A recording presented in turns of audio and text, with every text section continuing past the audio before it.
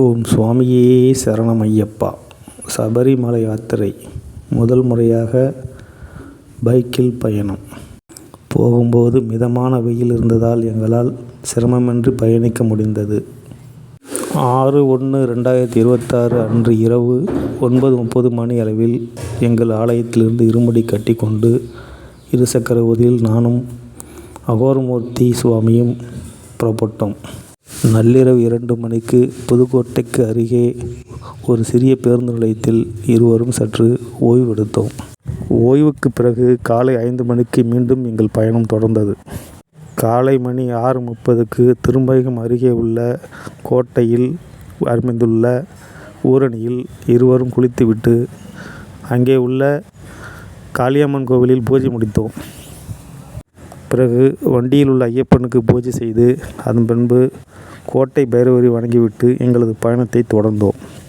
காலை 8 மணிக்கு எங்களது காலை சிற்றுண்டியை முடித்துவிட்டு சற்று ஓய்வெடுத்தோம். பின்பு மீண்டும் 10 மணி அளவில் எங்களது பயணத்தை தொடர்ந்தோம். இடையிடையே தேநீர் அருந்து கொண்டு நாங்கள் எங்களது பயணத்தை தொடர்ந்து கொண்டே இருந்தோம்.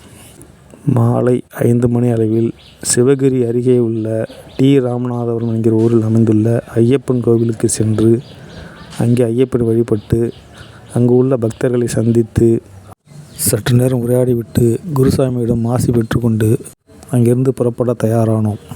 அவர்களின் உபசரிப்பை ஏற்றுக்கொண்டு பின்பு எங்களது பயணத்தை தொடர்ந்தோம். இரவு 8 மணி அளவில் திருக்குற்றாலம் செல்வதற்கு முன்பாக தென்காசிக்கு அருகே தேநீர் அருந்திவிட்டு சிறிது நேரம் ஓய்வெடுத்தோம்.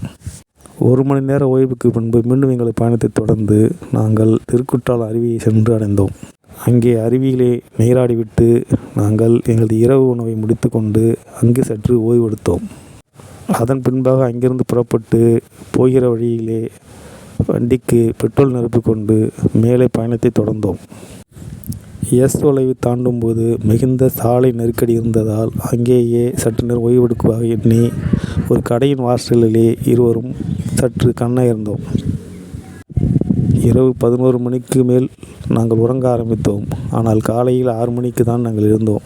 அதன் பின்பாக நாங்கள் அங்கிருந்து புறப்பட்டு ஆரியங்காவு சென்றடைந்தோம். காலை 7 மணிக்கு ஆரியங்காவு சென்று அங்கே உள்ள சிறிய ஆற்றில் குளித்துவிட்டு ஆரியங்காவில் ஐயாவை தரிசித்துவிட்டு அங்கிருந்து எங்களது பயணத்தை தொடர்ந்தோம். ஆரியங்காவு சன்னதியில் சிறப்பான அன்னதானம் வழங்கப்பட்டது. அதனை வயிறார உண்டு நாங்கள் அங்கிருந்து எங்களது பயணத்தை தொடர்ந்தோம். தொடர்ந்து அங்கிருந்து நாங்கள் குளத்துப்புழை நோக்கி எங்களது பயணத்தை தொடர்ந்தோம். குளத்துப்புழையிலே கோவில் அருகே சில புனரமைப்பு வேலைகள் நடந்து கொண்டிருந்தன. ஆற்றில் உள்ள பாலம் புதுப்பிக்கப்பட்டு கொண்டிருந்தது. ஆலய வாசலில் புதிதாக ஆர்ச்சி அமைக்கப்பட்டு கொண்டிருந்தது. ஆற்றிலே கொஞ்சம் விளையாடி கொண்டிருந்த மீன்களை கண்டு ரசித்தோம். அவற்றுக்கு பொறி உணவு அளித்தோம். அதன் பின்பாக அங்கே ஆலயத்தினுள் சென்று பகவானை வழிபட்டோம். அங்கே சற்று நேரம் ஓய்வுக்கு பிறகு அங்கே இல்ல எனது நண்பர் திரு ராஜா அவர்களை சந்திப்பதற்காக அவருக்கு தொலைபேசி மூலம் தொடர்பு கொண்டு எங்கே இருக்கிறீர்கள் என்று கேட்டபோது அவர் நான் பணிக்கு சென்று விட்டேன் என்று சொன்னார். முன்பே சொல்லியிருந்தால் நான் வீட்டுக்கு வேலைக்கு செல்லாமல் இருந்திருப்பேனே என்று ஆதங்கப்பட்டு கொண்டார். பின்பு எங்களை காத்திருக்க சொல்லிவிட்டு அங்கே நேரில் வருவதாக சொல்லி எங்களை ஆலயத்திலேயே காத்திருக்குமாறு சொன்னார். ஏறத்தாழ 1 மணி நேரம் ஓய்வுக்கு பிறகு எனக்கு ஒரு யோசனை தோன்றியது. அதாவது அவர் இங்கு வந்து பார்ப்பதற்கு பதிலாக அவர் இல்லத்திலேயே அவர் சந்திக்கலாம் என்று எனக்கு தோன்றிற்று. ஏனெனில் போகிற வழியில் தான் அவரது இல்லம் இருப்பதாக எனக்கு தெரியும்.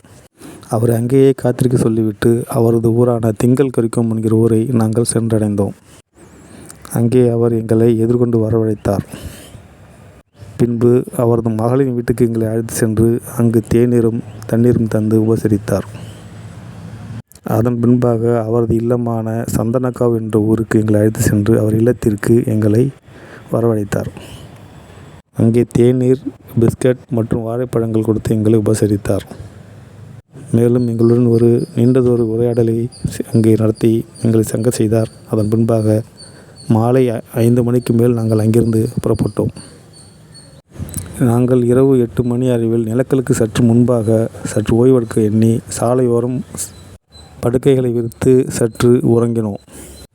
1 மணி நேர ஓய்வுக்கு பிறகு எங்களது பயணத்தை நாங்கள் தொடர்ந்தோம். இரவு 10 மணிக்கு நாங்கள் பம்பைக்கு வந்தடைந்தோம். அங்கே இருசக்கர ஊர்தியை பார்க்கிங் செய்வதற்காக இடம் தேடி அலைந்தோம்.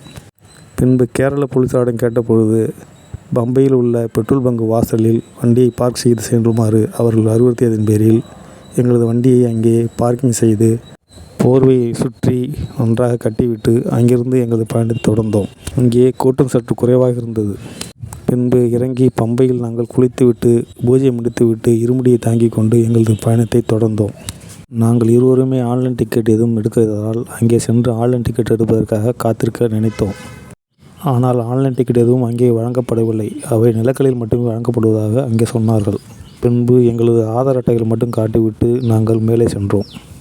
ஆதாரை ஏற்றுக்கொண்டு எங்களை மேலே செல்ல அனுமதித்தனர். அங்கே பார்க்கையில் பம்பையிலிருந்தே கியூ வரிசை நின்று கொண்டிருந்ததை பார்த்து அதிர்ந்தோம். நேரம் செல்ல செல்ல கூட்டம் அதிகரித்து கொண்டே இருந்தது. ஆனால் பம்பையில் 2 இடங்களில் மட்டுமே எங்களை கயிறு கட்டி அடைத்தார்கள். பின்பு சிறிது சிறிதாக நாங்கள் மேலே சென்று கொண்டிருந்தோம். எங்கேயும் எங்களை அடைக்கவில்லை. பம்பையில் இரவு 11 மணிக்கு நாங்கள் ஏற ஆரம்பித்தோம். சற்று தூரம் தொடர்ந்து நீலிமலை உச்சி வந்தவுடன் சற்று சோர்வடைந்ததால் நாங்கள் அங்கே ஓய்வெடுக்க எண்ணி இருவரும் 2 கட்டைகளில் படுத்து கொண்டோம். 1 மணி நேரம் ஓய்வுக்கு பிறகு புறப்படலாம் என்று எண்ணிதான் நாங்கள் படுத்தோம். ஆனால் அசதியால் நாங்கள் தூங்கிவிட்டோம். காலை 3 மணிக்கு ஐயப்ப சுப்ரபாதம் பாடும்போது நாங்கள் எழுந்தோம். அதன் பின்பு அங்கிருந்து புறப்பட தயாரானோம். அதிகமாக குளிர் இருந்ததால் அங்கே தேநீர் அருந்திவிட்டு எங்களது பயணத்தை தொடர்ந்தோம். பக்தர்கள் கூட்டம் சீராக சென்று கொண்டே இருந்தது. நாங்களும் அந்த கூட்டத்தில் கலந்து மெல்ல மேலே ஏறி கொண்டிருந்தோம். சரங்குத்தி வந்தவுடன் எங்களுக்கு கியூ வரிசை அமைக்கப்பட்டது. அங்கே போலீசாரால் நாங்கள் தடுத்து நிறுத்தப்பட்டோம். மிகவும் மெதுவாகவே வரிசைகள் சென்று கொண்டிருந்தது. நாங்கள் 18ஆம் படி அருகே ஒரு டென்ட்டுக்கு சென்றுவதற்கே காலை 8 மணி ஆகிவிட்டது. காலை 10:30 மணிக்கு மேல் தான் நாங்கள் 18ஆம் படி ஏற முடிந்தது. அதன் பின்பு காலை 10:40க்கு சுவாமியை தரிசனம் செய்துவிட்டு வேகமாக கீழே இறங்கி பசும குளத்தில் இருவரும் நீராடினோம். நீராடிவிட்டு நெய்யபிஷேகம் செய்வதற்காக நெய் சீட்டு வாங்கி வந்து அமர்ந்து கொண்டு நாங்கள் நெய்யை பிரித்து அதனை ஒரு டப்பாவில் வடுத்துக்கொண்டு நானே வேகமாக சென்று நெய்யபிஷேகத்திற்கு ஓடினேன். காவல்துறையினர் வேகமாக வருமாறு எங்களை அழைத்ததால் வேகமாக ஓடினேன். நான் செல்லும் பொழுது அங்கே கோயில் அலசி கொண்டிருந்தார்கள். நெய்யபிஷேகம் கிட்டத்தட்ட முடிவரும் தருவாயில் இருந்தது. நெய்யபிஷேக வரிசையில் கூட்டமே இல்லை. என்னோடு 3 அல்லது 4 பேர் தான் வந்திருப்பார்கள் நெய்யபிஷேகத்திற்கு. வேகமாக நெய்யபிஷேகத்தை முடித்துக்கொண்டு நான் 11:05க்கு அங்கிருந்து திரும்பினேன். அதன் பின்பு மணிமண்டபம் சென்று சாமி 3ஆம் ஆண்டு என்பதால் மணிமண்டபத்தில் மணி கட்ட செய்தேன். அதன் பின்பாக நாங்கள் இருவரும் சேர்ந்து மஞ்சமாதா கோயில் சென்று வழிபாடு செய்தோம். அதன் பின்பாக அக்கனகுண்டத்திற்கு சென்று நெய் தேங்காயை செலுத்திவிட்டு அங்கிருந்து புறப்படுவதற்காக தயாரானோம். அப்பொழுது அகரமூர்த்தி சாமி உணவருந்து செல்லாமே என்று கேட்டபொழுது பக்கத்தில் அன்னதானம் இருக்கிறது, அங்கே செல்லாம் என்று எண்ணி ஆலய அன்னதானத்திற்கு கூடத்திற்கு நாங்கள் சென்றோம். அன்னதானத்திற்கு மிகுந்த நீண்ட வரிசையில் பக்தர்கள் காத்து கொண்டிருந்தனர். அங்கே சற்று நேரம் நின்று கொண்டிருந்தோம். இங்கே நின்று கொண்டிருந்தால் காலதாமம் ஆகும் என்று எண்ணி நாங்கள் இருவரும் அருகே உள்ள கடையில் வெஜிடபிள் பிரியாணி வாங்கி சாப்பிட்டு விட்டு அதன் பின்பாக எங்கள் கீழே இறங்க தொடங்கினோம். பம்பையில் அன்னதானம் போடும் இடத்திற்கு சென்று அன்னதானம் சாப்பிட்டு விடலாம் என்று எண்ணி நாங்கள் இருவரும் அங்கே உள்ள அன்னதான கூடத்திற்கு சென்றோம். ஆனால் அங்கே அன்னதானம் முடிந்துவிட்டதாக சொல்லி எங்களை திருப்பிவிட்டனர். பின்பு நாங்கள் அங்கிருந்து புறப்பட்டு மேலே சென்று பார்க்கிங்கில் உள்ள வண்டியை எடுத்துக்கொண்டு புறப்படுவதற்காக பாலத்தில் ஏறி பம்பை பெட்ரோல் பங்கிற்கு வந்தடைந்தோம். நாங்கள் வண்டியை எடுத்துக்கொண்டு வண்டிக்கு பெட்ரோல் போட்டுக்கொண்டு அங்கிருந்து புறப்படுவதற்காக தயாரானோம். மதியம் 2 மணிக்கு எங்களது பயணம் அங்கிருந்து தொடர்ந்தது. நாங்கள் மலையிலிருந்து கீழே இறங்கினோம். குமுளி வழியாக பயணம் செல்வதாக திட்டமிட்டு நாங்கள் குமுளியை நோக்கி எங்களது பயணத்தை தொடர்ந்தோம். இரவு 8 மணிக்கெல்லாம் வண்டிப்பெரியாருக்கு சற்று முன்பதாக ஒரு ஷாப்பிங் காம்ப்ளெக்ஸ் வாசலில் எங்களது வண்டியை பார்க்கிங் செய்துவிட்டு அங்கேயே உறங்கலாம் என்று எண்ணி ஒரு கடை வாசலில் நாங்கள் இருவரும் உறங்க தொடங்கினோம். காலை 6 மணிக்கெல்லாம் நாங்கள் அங்கிருந்து எழுந்து புறப்பட தயாரானோம்.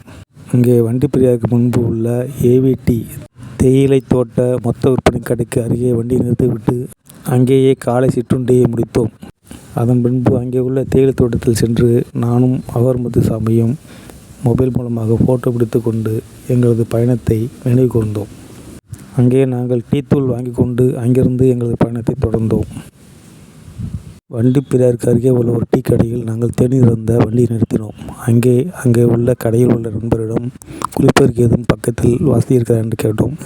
ஆனால் அவரோ எங்கள் கடையிலே குளித்துக்கொள்ளலாம் என்று சொல்லி எங்களை அங்கே காத்திருக்க சொன்னார்.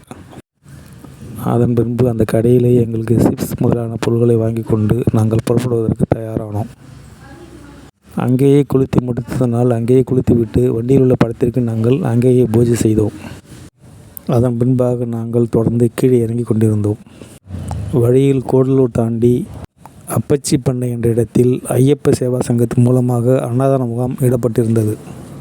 காலை 11 மணிக்கு நாங்கள் அவ்விடத்திற்கு வந்தடைந்தோம். அங்கே உணவு உண்பதற்காக நாங்கள் சென்றோம். அங்கே பொங்கலும் பூரி செட்டும் வழங்கப்பட்டது.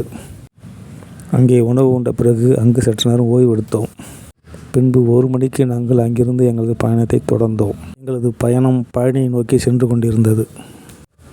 இரவு சரியாக 9 மணி அளவில் நாங்கள் கணக்கம்பட்டி அருகே வந்து கொண்டிருந்த போது இதற்கு மேல் கோவிலுக்கு சென்று சாமியை பார்க்க முடியாது என்பதனால் கணக்கம்பட்டிக்கு சென்று அங்கே குளித்துவிட்டு தரிசனம் செய்துவிட்டு உணவருந்து செல்லலாம் என்று எண்ணி அங்கே சென்றோம். நாங்கள் கணக்கம்பட்டி சென்று குளித்துவிட்டு தயாராகி உள்ளே சென்று தரிசனம் செய்துவிட்டு உணவருந்து செல்லும்போது மணி 10 ஆகிவிட்டது. அன்னதான கூடம் மூடப்பட்ட நிலையில் நாங்கள் எங்களுக்கு அன்னதானம் கிடைக்கவில்லை என்று எண்ணி ஐயாவை வேண்டி நாங்கள் சற்று தயங்கி நின்றோம். அப்போது அங்கே உள்ள செக்யூரிட்டிங்களை அழைத்து சற்று காத்திருங்கள், உங்களுக்கு உணவு வாங்கி தருகிறேன் என்று சொன்னார். அவர் உள்ளே உள்ள உணவுக்கூடத்தில் உள்ள பணியாளரிடம் சொல்லி எங்கள் இருவருக்கும் உணவு எடுத்து வர சொல்லி எங்களை காத்திருக்குமாறு சொன்னார். சத்குருவின் கருணையால் பின்பு எங்கள் இருவருக்கும் சூடாக உப்புமா வந்தது. சூடான அந்த உணவை அங்கேயே நாங்கள் அமர்ந்து அருந்தினோம். நாங்கள் கணக்கம்பட்டியில் இருக்கும்போது லேசான தூறல் ஆரம்பித்தது. மழை தொடர்ந்து கொண்டே இருந்தது. அதன் பின்பு நாங்கள் அங்கிருந்து புறப்பட்டு பழனிக்கு சென்றோம். பழனி சென்றடையும் போது இரவு மணி 12 ஆகிவிட்டது. அவரமூர்த்திசாமி அங்கே உள்ள சித்தநாதன் கடையில் பஞ்சாமிர்தமும் மணி வளையல் உள்ளிட்ட பொருட்களை வாங்கி கொண்டு 12:50க்கு அங்கிருந்து புறப்பட தயாரானோம். மழை தொடர்ந்து பெய்து கொண்டே இருந்தது. நாங்கள் மழையை பொருட்படுத்தாமல் அங்கிருந்து எங்களது பயணத்தை தொடர்ந்தோம். மழை மிகுதியாக பெய்ததனால் ஒட்டச்சத்திரம் அருகே உள்ள ஒரு கடையில் வண்டி நிறுத்திவிட்டு அங்கே சற்று நேரம் ஓய்வெடுத்தோம். ஓய்வுக்கு பிறகு காலை 4 மணிக்கு நாங்கள் எங்களது பயணத்தை தொடர்ந்தோம். காலை 8 மணிக்கு திருச்சிக்கு சற்று முன்பாக உள்ள ஒரு டோல்கேட்டில் உள்ள டாய்லெட்டில் நாங்கள் குளித்துவிட்டு அங்கேயே பூஜையை முடித்தோம். பின்பு நாங்கள் மீண்டும் எங்களது பயணத்தை தொடர்ந்தோம். தஞ்சாவூர் வரும் வரையில் எங்களுக்கு மழை விட்டப்பாடில்லை. மழையில் நடந்து கொண்டே எங்களது பயணம் தொடர்ந்து கொண்டிருந்தது. காலை மணி 10க்கு நாங்கள் மயிலாடுதுறை வந்தடைந்தோம். அங்கு வாழைப்பழம், பூ முதலியவற்றை வாங்கி கொண்டு நாங்கள் வீட்டிற்கு திரும்பிக் கொண்டிருந்தோம். நாங்கள் வீடு வந்து சேர மணி 11:30 ஆகிவிட்டது. அதற்கு பின்பாக நாங்கள் கோவிலுக்கு செல்வதற்கு தயாரானோம்.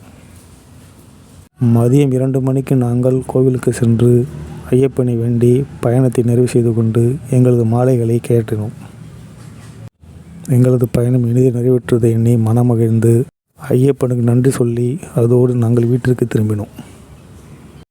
ஓம் சுவாமியே சரணமையப்பா. ஓம் சுவாமியே சரணமையப்பா. ஓம் சுவாமியே சரணமையப்பா. ஓம் சுவாமியே சரணமையப்பா. ஓம் சுவாமியே சரணமையப்பா. ஓம் சுவாமியே சரணமையப்பா. ஓம் சுவாமியே சரணமையப்பா. ஓம் சுவாமியே சரணமையப்பா. ஓம் சுவாமியே சரணமையப்பா. ஓம் சுவாமியே சரணமையப்பா. ஓம் சுவாமியே சரணமையப்பா. ஓம் சுவாமியே சரணமையப்பா. ஓம் சுவாமியே சரணமையப்பா. ஓம் சுவாமியே சரணமையப்பா.